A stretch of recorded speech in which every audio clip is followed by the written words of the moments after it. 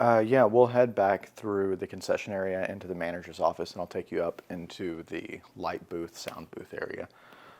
So back through here, it's mostly storage. You'd see where they would store like their drinks and popcorn, stuff like that.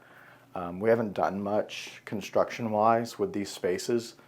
It's just lower priority. We really want to focus on the patrons as they're coming in. So it's going to be the lobby and the actual theater black box space first, but then we're going to eventually move into these back rooms and start working. So we're going to go up these stairs, metal spiral staircase up to the sound and light booth.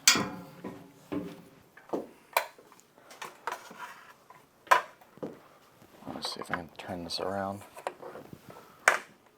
So this is going to be our sound and light booth. Obviously, again, we haven't prioritized a whole lot of work in here. Besides, we installed a ladder just to get up to the roof and do some basic maintenance on like air conditioning units, stuff like that. But other than that, this is more of storage for some of our light units.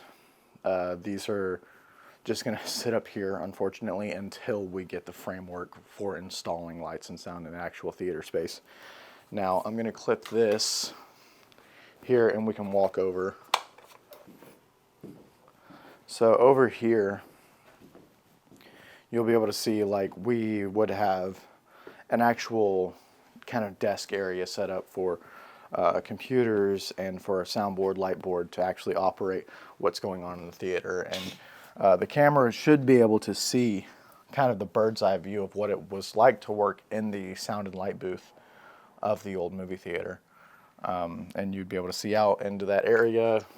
You know, a projector would normally take up one of these spots, but now it's just going to be for viewing and for possibly some small spotlights. And that setup is mirrored on the other side as well. Move this light down. Again, it's just storage for electronics until we can get to the point where we actually start installing the stuff. But we do have a lot of more, what's the word? Foundational items to take care of first, things that are infrastructure. We have to actually get the infrastructure in place before we can start installing these things. So this office room hasn't really been touched. It pretty much looked like this whenever we got here. The only thing that's different is we brought in some lights and some electronic equipment for storage. But, you know, tiles falling down, cables hanging down, these are things we haven't addressed yet. They just haven't been as high on the priority list. But obviously we're going to get to it. But this is the state of the building as we had found it. We've moved a little desk area in for our security cameras, and that's pretty much it. Okay. So we are a community theater, a community ran as well. It's not just we always say it's a theater for the community, but it's actually by the community. And so far as the actors that are on stage, the backstage personnel, but also the people who volunteer up here. And eventually my dream, what I would like to see, is to have a fully functioning, fully stocked electronics, light and sound booth up here. We have some really cool technology that we've used in the past that we're going to continue using. Some cool software that will interact with lights and do the moving and you know, gobos, we call them, these spinning lights, and potentially even like smoke machines that we'll be able to fire off on stage or in the black box as we go.